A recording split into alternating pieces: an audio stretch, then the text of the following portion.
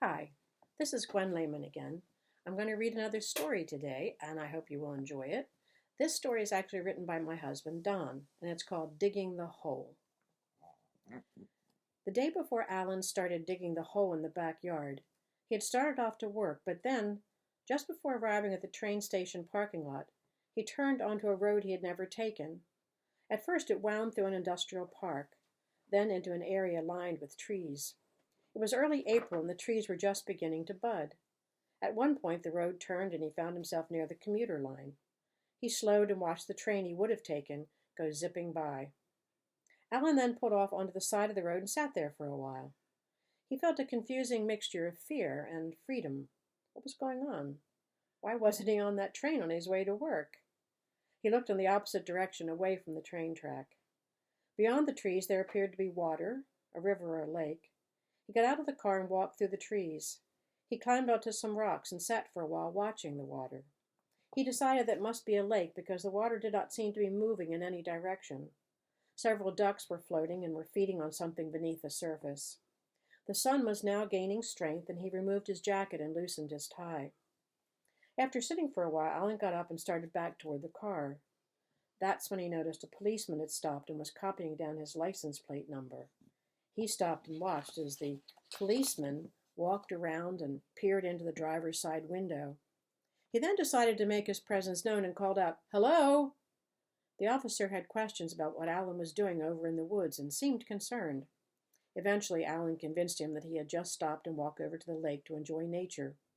He could not explain to the officer what he was doing out there, dressed in a white shirt and tie, carrying his suit coat. The officer told him to wait as he climbed back into his patrol car and talked on the radio for a while. Getting back out of the patrol car, the officer said, "Will you move on now? It's not safe to park your car here at the edge of the road." Alan slowly pulled away. When he drove into the village, he stopped and called the office. He told his secretary he would not be in for the rest of the week. Alan almost never missed a day of work. She asked if he was okay, and he said, "Yes, I think so." When he hung up, he didn't know what to do, so he just sat in his car in the Walgreens parking lot. He thought about work and how busy it was. He didn't mind the staff meeting and working with numbers, but what did it add up to? He was paid well enough. He and Martha were able to afford a nice house on a street lined with nice houses. They sent their daughter to a good college where she graduated with a degree in art history. Martha volunteered at the hospital auxiliary. He was aware that his life was following the same trajectory as his father. Now, at the age of 55, he would work another 12 or 15 years and retire. Then what? 10 years of tinkering in the garage, playing golf, watching TV reruns. Then another 5 or 10 years with Martha at the Shady Lawn assisted living facility where his parents had died. In his head, he heard Peggy Lee singing, "Is That All There Is?" Later in the afternoon, he got a sandwich and wondered if he would go back to work the following week. The anxiety he felt that morning when he did not take the train as usual had faded, and now he did not feel like an office worker. He did not feel like a husband or a father. A weight had been lifted, and he liked the sensation of being alone in this place, this small town where he was an anonymous being. A single person with a single-minded purpose. At the moment, his purpose was to sit in the car. He didn't know yet what he would do on the next day. Somewhat by coincidence, Alan arrived home at around the same time as usual. Martha, his wife, asked how his day went, and he said that it went just fine. He didn't tell her what he had done. They didn't talk much at dinner. He took his briefcase and went to his study.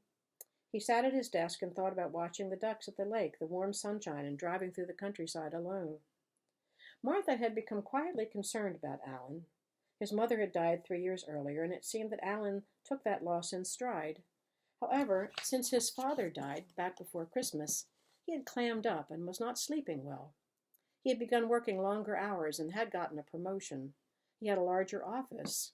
He still didn't have a window, but the furnishings were nice. Alan had seemed amused when he told Martha about the new oversized desk with a walnut veneer, the 2 wing-back chairs, and the matching side table with a lamp. When she asked him about his work, he talked about answering email and looking at spreadsheet numbers on his computer screen. It seemed to her that he mostly stayed in his office unless he was called to a staff meeting in one of the conference rooms. The next morning started out like any other day. At least that's the way it seemed to Martha.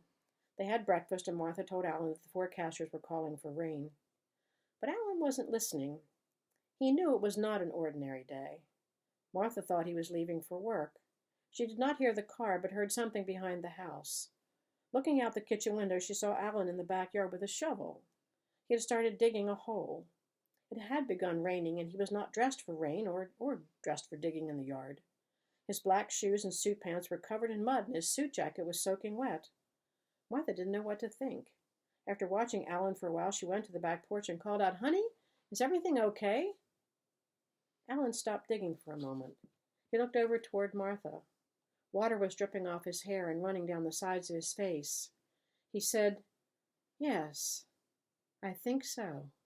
It was digging a hole.